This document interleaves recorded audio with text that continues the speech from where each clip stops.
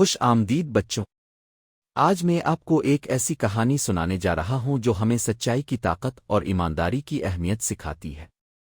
کہانی کا نام ہے سچ بولنے کا انعام۔ ایک خوبصورت گاؤں میں ایک چھوٹا سا بچہ رہتا تھا۔ اس کا نام تھا علی۔ علی بہت معصوم، شرارتی مگر دل کا صاف بچہ تھا۔ وہ روز صبح الفاٹے کر سکول جاتا اور اپنی امی کی باتوں کو ہمیشہ یاد رکھتا تھا۔ ایک دن علی سکول جاتے ہوئے اپنے دوستوں کے ساتھ کھیل رہا تھا۔ اچانک اس کا ہاتھ ایک دکان کے شیشے سے ٹکرایا اور ٹینگ! شیشہ ٹوٹ گیا۔ علی کی آنکھوں میں خوف چھا گیا۔ وہ دل ہی دل میں سوچنے لگا، اگر امی کو پتہ چلا تو وہ ناراض ہوں گی۔ کیا کروں؟ علی نے درخت کے نیچے بیٹھ کر غور کیا۔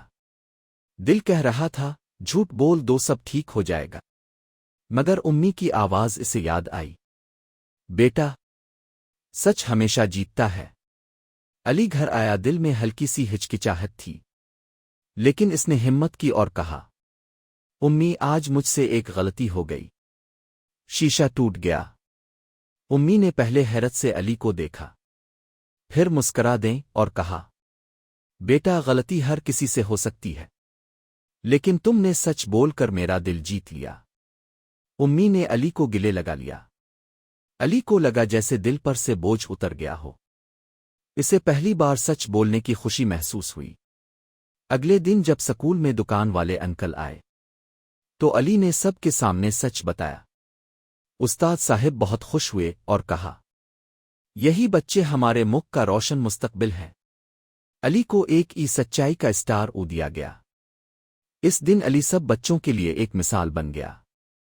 تو بچوں، اس کہانی سے ہمیں کیا سیکھنے کو ملا؟ یہی کہ سچائی میں طاقت ہے۔ جھوٹ وقتی ہوتا ہے، سچ ہمیشہ قائم رہتا ہے، اور ماں باپ کی بات سننا ہمیشہ فائدے میں ہوتا ہے۔ اختتام: اگر آپ کو علی کی کہانی پسند آئی ہو تو اس جیسے اور سبق آموز قصے اخلاقی کہانیاں چینل پر ضرور دیکھیں۔ سبسکرائب کرنا مت بھولی، اور ہاں، سچ بولنا بھی۔